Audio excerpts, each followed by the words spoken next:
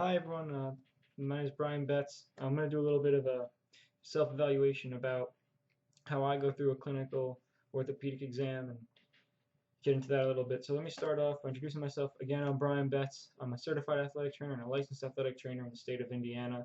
I am also a certified strength conditioning specialist, and I am currently in Indiana State University's doctorate in athletic training program, and I am doing I did my undergraduate work at Springfield College in Massachusetts, also in athletic training. So currently what I do is I start by asking generally the patient how they're feeling, what's wrong, getting a general overview of how they're, what's going on with them, starting broad. And then I find out, again, I get into my history a little bit, get down to the what hurts, where's the area of pain, and I kind of delve into that. And then, generally speaking, I get focused on that area, and my mind doesn't really leave that space. Excuse me. And so I'll kind of just be in that space and focusing around. I do my inspection, of course, see if there's any sort of deformity, um, edema, ecchymosis, anything like that. I palpate again, pretty limited to that area. I don't really move around too much, checking for structural deformities.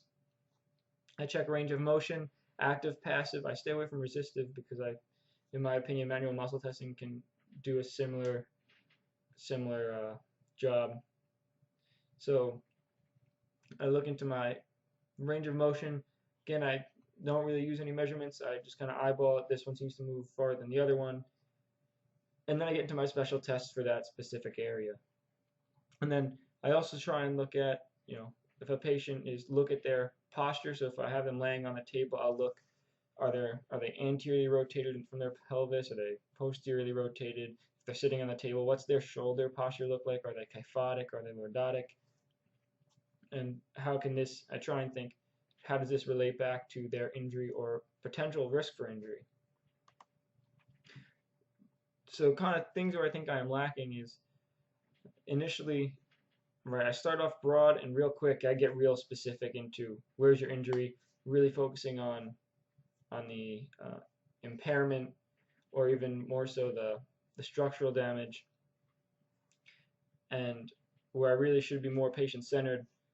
I really should evaluate um, what they perceive as the big issue, because I really don't do a good job of taking a look at from the patient's perspective and what they have to deal with from day to day, their impairments or disabilities, whereas I look at more from a structural standpoint, and then that kind of becomes a disconnect, and it's harder for them to trust me because I don't understand them. So that's something that I need to work on. I also don't really look at biomechanics. I think I could do a much better job. Really, it's all clinical based. I don't really usually do much functional stuff unless it's for rehab and return to play. Gait analysis, again, something functional that I could do, as well as functional tests to get an idea of, maybe proper improper mechanics caused the injury, or maybe the injury resulted in poor biomechanics, and now they need to get the proper biomechanics back because they're going to come up with some other sort of injury. I also don't check circulation very well, or really doing an orthopedic injury, I very rarely check circulation unless I'm splinting someone. So really checking distal circulation, make sure that everything's moving and okay, all the blood's flowing, something I really need to focus on. As well as looking at more of a functional posture, standing posture, looking at the foot, ankle, knee, hip positions, spinal alignment, things of that nature. And then looking into some of the areas where I think I could use some work is, I looked into one article on gait analysis, which is something that can easily be done. Is that, the hip, just look as an example, hip adduction and internal rotation affect, if you have strong hip adductors and internal rotators, the knee's going to go into a valgus force, and the ankle's going to pronate.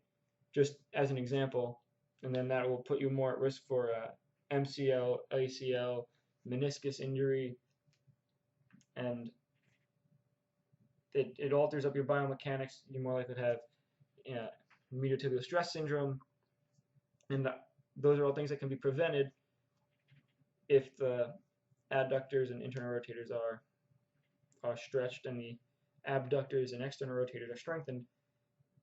So it's all about, finding what's best for my patient and evaluating them. This could even be done at practice, doesn't have to be done in a clinical evaluation, and just looking at the whole kinetic chain. And going a step farther with that is footwear can um, really impact biomechanics, where you need to match up the proper footwear for the proper foot, and if that doesn't line up, the patient can suffer from medial tubular stress syndrome or shin splints, and can affect everything up the kinetic chain, just like I said from the previous bullet point. Also, I need to check blood flow. Though, right, it's not very often that we see that, but the one time that we see it and we miss it, it could be vital information, and it could save the patient a limb, which would be huge on a disability scale. So the research that I found is a dorsal pitot pulse can be found at the most dorsal part of the navicular, and you can also find the posterior tibial pulse between the Achilles tendon and the medial malleolus.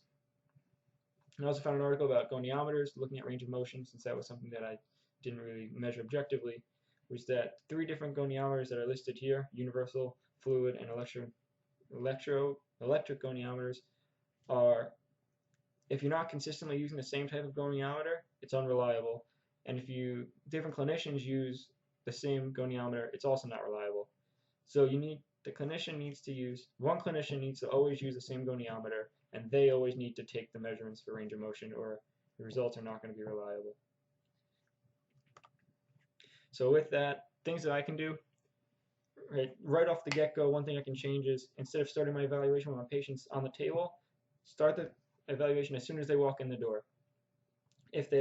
Once they walk in the door, I'm starting a gait analysis, looking for any sort of limp, knee valgus or varus, pronation, genu valgum, genu varum, all sorts of biomechanical or postural abnormalities.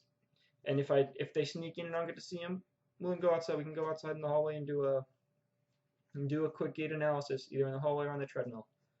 We can even videotape it and save it and watch it later to really get more information if I need more time and I'm pressed for time. I also need to evaluate the shoes, look at the wearing patterns, how are they striking, is this shoe designed for that type of pattern. I also need to look at how their foot posture is, and if the shoe has a lot of support for that, is their longitudinal arch good, is their medial arch need more support, and how does the shoe support that any deficits that they may have or abnormalities. And also, are they running shod or barefoot? I'm sorry, and that could be a huge factor. Again, I mentioned this earlier, I always need to evaluate the pulse. So once I have my patient take their shoes off, boom, evaluate the pulse. Especially with an ankle, you're always going to have them take their shoes off to check range of motion, shoes off, check the pulse. It'll be very useful. Something that I need to do. I need to also, then once the shoes are off and I've measured the pulse, check the range of motion, the ankle, knees, and hip, because that'll be huge. Again, it's all connected. And use an objective measure. Always use at my clinical site, we have traditional universal goniometers.